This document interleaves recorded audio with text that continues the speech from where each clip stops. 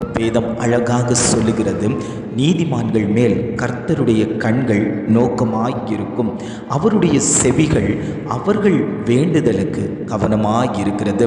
நாம் நீதிமானாய் இருந்து அவருடைய சமூகத்தில் சொல்லி ஜெபிக்கக்கூடிய விண்ணப்பங்களை ஆண்டவர் செவி கொடுத்து கேட்கிறார். இன்றைக்கு நாம் ஜெபிக்கக்கூடிய விண்ணப்பங்களுக்கு பதில் வரவில்லையே என்று நாம் வாஞ்சையோடு தேவ சமூகத்தில் காத்து கிடக்கிறோமே. காரணம் என்ன தெரியுமா? நமக்குள்ளாடி ஏதோ ஒரு பாவ கிரியைகள், அசுத்த கிரியைகள் நம்மை நீதிமானாய் ஆக்க விடாதபடிக்கு தடைப்படுத்தி வைத்திருப்பதினால தான் நம்முடைய விண்ணப்பங்கள் தேவ சமூகத்தில் போய் எட்டுவதில்லை, அது தேவனுடைய செவிகளில் போய் எட்டுவதில்லை.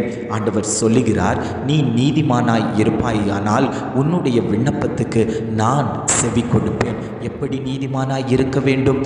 அனுதினமும் அவருடைய வார்த்தைக்கு கீழ்ப்படிந்து நடக்க வேண்டும், வேதம் வாசிக்க வேண்டும், ஜெபிக்க வேண்டும். அவருடைய தேவ சமூகத்தில் அன்றாடம் உள்ள மன்னாவை ருசிக்க நாம் ஆயத்தமாய் இருப்போமேயானால் நாம் நீதிமான்களாய் ஆக்கப்படுவோம்.